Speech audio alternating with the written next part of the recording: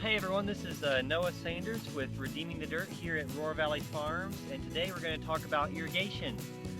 Right here we have drip irrigation in this plot, which is really great for transplants, for large crops like beans, where we have just 2 rows per bed here. But today we're going to be installing some micro sprinklers on some of our beds, like over here.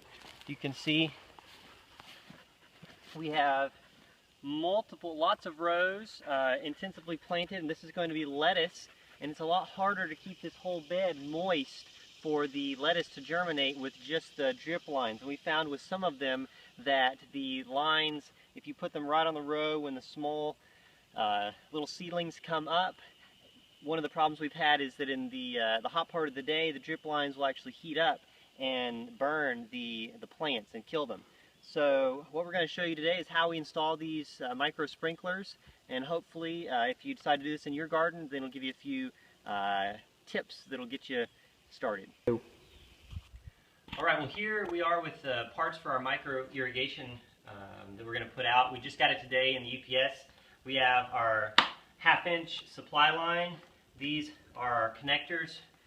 We'll have our header line going at the top of the plot, and then our lines going down by the beds. We have a valve so we can isolate and turn some on and off each line. These are our micro sprinklers here. I believe they're called SuperNet Juniors. You see they have a little spray head at the top. They have a connector line to plug into your supply line. The stake sticks in the ground, and then you can even adjust the height there. And I believe you can stick it through the hole on the side to stabilize it a little bit so that it doesn't fall over. So you get some extra height depending on how tall your plants are. You might want it higher or lower. Here we have, these allow you to connect it from your hose to your 1/2-inch supply line.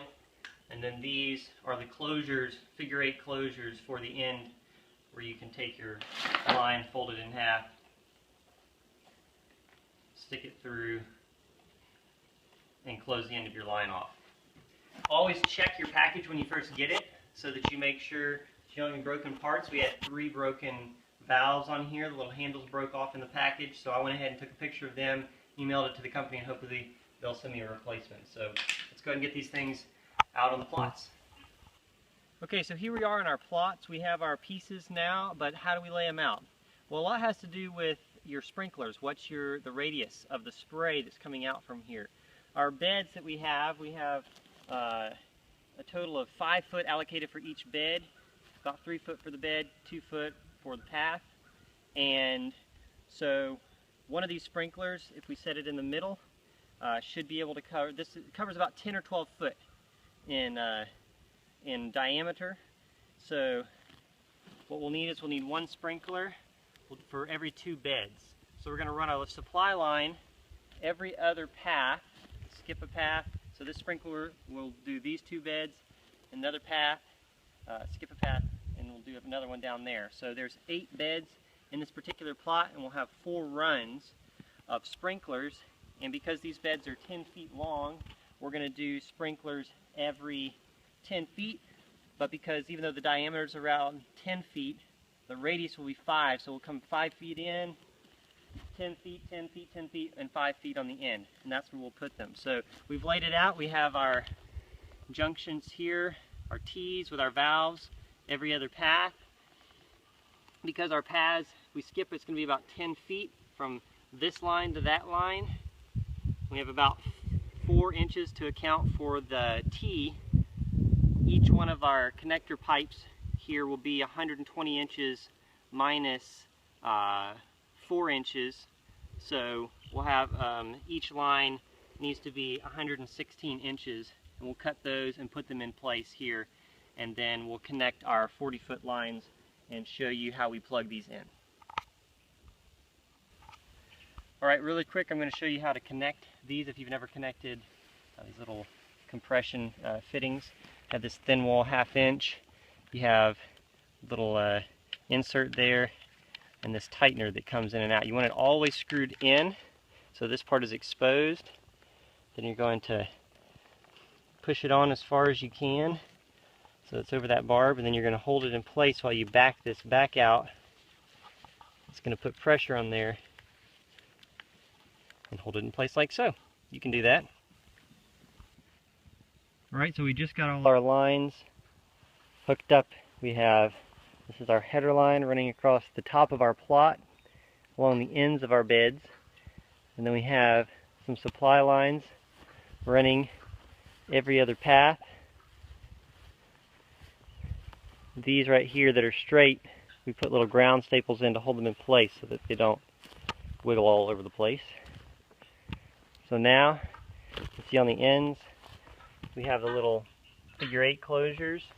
We have those same things on the ends of the supply lines as well. We're going to put in the sprinklers now.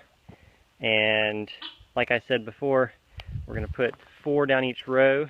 I made a mistake last time and said that these beds are 10 feet long, but correction, they are actually 40 feet long. So we're going to have 4 sprinklers. So we're going to measure 5 foot from the end here, put one in, 10 foot apart until we get to the end.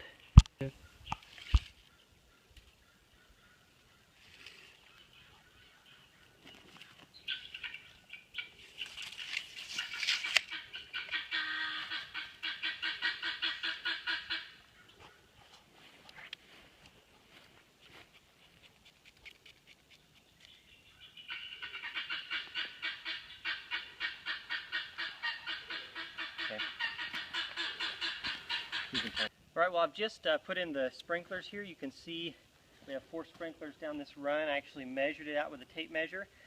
I did this row here, and if you can look down here, I skipped 2 rows. These are not in yet, and then I did the last row. And then these 2 rows in the center I left. Instead of taking the time to measure it out with a tape measure, I'm just going to sight from this end to that end, line them up, and put them in that way. That way we're getting good even coverage across the field. Just a nice little tip. So I'm going to show you how to attach these micro sprinklers to the supply line now. These have a little barb in the end that inserts into a hole. You can get a special punch for these 1/4 inch ones, but for me I have a little awl on my little multi-tool here.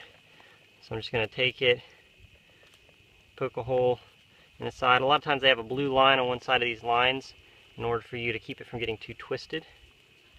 So poke a little hole, make sure there's no junk in the end of your line. Push until it snaps, pull, and you're ready to go. Alright, well we have them all put in here. We're going to try them out. With 16 sprinklers, it may be too much to run off of 1/2 inch line once they're all going. I have the lowest volume nozzle with these micro sprinklers, but thankfully we can turn them all on and off. So we just have this first line. Here's my assistant Canyon, who's going to turn it on. We're going to try out this first row here with the heat. Some of these little stands are bending over a little bit. Here you can hear them hissing.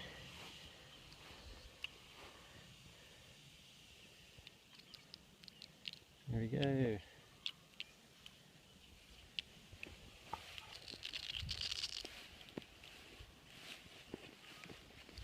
Here they're spraying out. These are a very low volume, almost mist type sprinkler. Aha! And we actually had a blowout up here. One of our connections just busted. You can turn it off there, Canyon. Alright, here we are with all of the micro sprinklers on. They've been running for several hours now, and you can see how nice and moist the beds are. We don't have a whole lot of pressure. Well, we have some pressure, but we don't have a lot of volume up here in our garden. So with having these sprinklers in place, we can keep them running for longer periods of time to keep the beds nice and moist for good germination. You can see spots back here that we had some issues due to not being able to water as frequently as we should like. But wow, if you walk down the paths, you can feel water hitting you everywhere you go. So it's getting a nice even coverage. These sprinklers have spinners inside of them that spit out the water in all directions with very little flow. Very incredible. As you can see, the beds themselves are very available for you to work in. We're going to plant some of these here next week or so, and we don't have to move any drip tape or move the drip tape to weed either. So very pleased. Love these sprinklers, and this will be a must for starting fall crops, especially with all the heat and dry weather that we experience here in Alabama. So praise the Lord for these micro sprinklers. Very grateful for the technology.